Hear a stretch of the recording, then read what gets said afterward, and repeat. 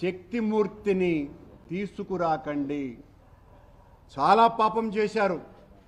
మీరు ఒక మాట మాట్లాడతారు, మీ కూటమి సభ్యుడైనటువంటి పవన్ కళ్యాణ్ గారు మరొక మాట మాట్లాడతారు.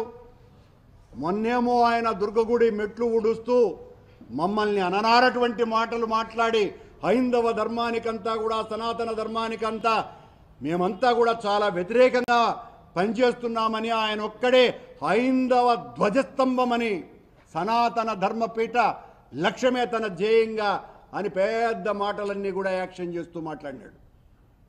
నిన్న మళ్ళీ వెంకటేశ్వర స్వామి దర్శనానికి వస్తున్నారు. ఆయన దర్శనానికి వస్తున్నారు కాబట్టి ఆయనకు అనుమతి ఇవ్వటం, ఇవన్నీ కూడా సాదాసీదగా జరిగిపోవటం మంచిది అని సన్నాయి నొక్కులు నొక్కినారు. చంద్రబాబు గారి అనుంగు శిష్యులేమో నిన్ను రానివ్వము అని భీకర ప్రతిజ్ఞలు చేస్తున్నారు.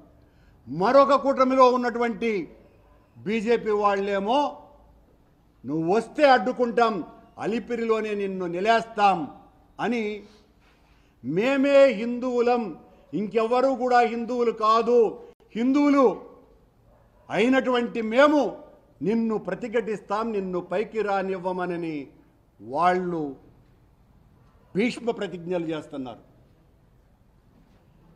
ఈ తిరుపతి బీజేపీ నాయకులు లేదా కొత్తగా బీజేపీలో చేరినటువంటి ఈ నాయకులు చెబితే, ఎవరు పేరు చెబితే వాళ్ళు హిందువులట, ఎవరు హిందువులు కాదని వాళ్ళు చెబితే వాళ్ళు హిందువులు కాదు. వీళ్ళు హిందూ ధర్మాన్ని పరిరక్షించేటువంటి వాళ్ళు, విశాలమైనటువంటి హైందవ సనాతన ధర్మ పరిరక్షణ కోసమని కంకణబద్ధులైనటువంటి కోట్లాది మంది మహనీయుల యొక్క జీవన విధానాన్ని చిదిమేస్తున్నటువంటి వ్యక్తులు వీళ్ళు.